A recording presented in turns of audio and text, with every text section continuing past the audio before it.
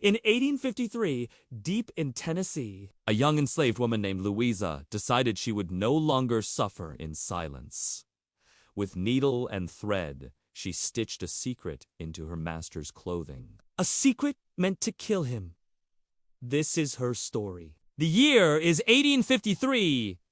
Tennessee, a land caught between rolling hills and the choking grip of slavery. Here, life was measured not in freedom, but in chains. And for Louisa, a young enslaved woman, every day was a fight to endure. Louisa's master, like many across the South, saw himself not just as her owner, but as the keeper of her very existence. He controlled her labor, her body, her breath. She was forced to cook clean. And submit.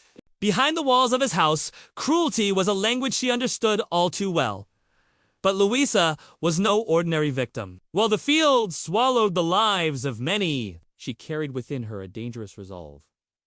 If freedom would not come, then vengeance would. To understand Louisa's act, we must first understand her world. Enslaved women bore a special way trapped, not only by labor, but by exploitation. Days began before sunrise, with endless chores stretching into the night. For Louisa, much of her work revolved around sewing, threading, patching, and tailoring the garments of those who claimed to own her. She would sit in silence, her fingers moving across fine cloth that would never belong to her. Every stitch she made was a reminder of her captivity, but the sewing room was also her sanctuary. It was the one place she could think, plan, and conceal her thoughts beneath the rhythm of the needle.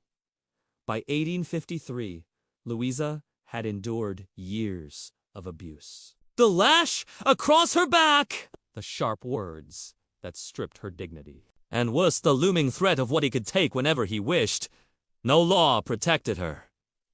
No prayer was enough. She had nothing left but the fire of defiance smoldering within. Somewhere, somehow, Louisa learned of poison, perhaps whispered among the enslaved, passed down from those who knew the power of plants, or discovered through careful observation. She knew that certain powders, when hidden, could mean death. And so, in the shadows of the plantation, Louisa began to plan. She studied her master's habits.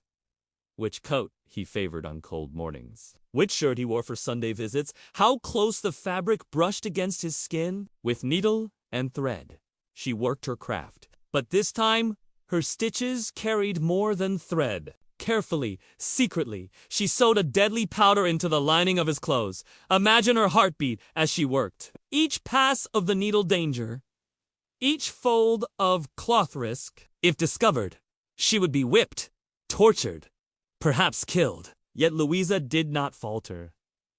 She was not just sewing. She was writing her resistance with every stitch. The morning came. The air was heavy, humid, thick with the smell of earth. Inside the house, her master prepared for the day. Louisa, somewhere nearby, watched with a silence sharpened by fear and hope. He reached for his clothes.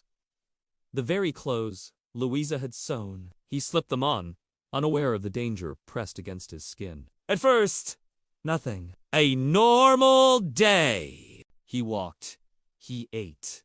He commanded. But poison does not announce itself. It waits. And soon, the signs appeared: sickness crawling through his body, weakness seeping into his bones. He grew pale. His strength faltered. Servants and family whispered, confused. What was happening to him? Was it an illness? A curse? And Louisa, perhaps still stitching cloth, perhaps serving at the table, kept her secret. She alone knew the truth that his suffering was the fruit of her defiance. Imagine the scene. A master, once untouchable, now reduced to fragility by the hands of the woman he thought powerless. Every breath he struggled to take was a reminder that domination could be undone by the smallest stitch, the tiniest grain of poison. The historical record tells us little of Louisa's fate. We know only fragments that in 1853, in Tennessee, a young enslaved woman named Louisa was accused of sewing poison into her master's clothing. Whether he lived or died, The story does not clearly say. What is certain is that Louisa was caught. For an enslaved person, the mere suspicion of resistance was enough to warrant brutal punishment. Poison was seen as the ultimate threat of slaves' hidden weapon. White fear of poisoning ran deep across the South. It was whispered about in kitchens, in fields, in the quarters. Slaveholders lived with the paranoia that the very people they abused might strike back in silence. But look deeper, and you see something else. Louisa's stitches were not madness, but meaning. In a world that denied her every form of justice, she carved her own. Her needle became her weapon. Her silence became her rebellion. Louisa reminds us that resistance took many forms. Not all carried guns. Not all escaped to freedom. Some fought with whispers, with sabotage, with poison sewn carefully into a master's clothes. These stories rarely survive, but when they do, they reveal a haunting truth. The enslaved were never passive. They resisted. Always.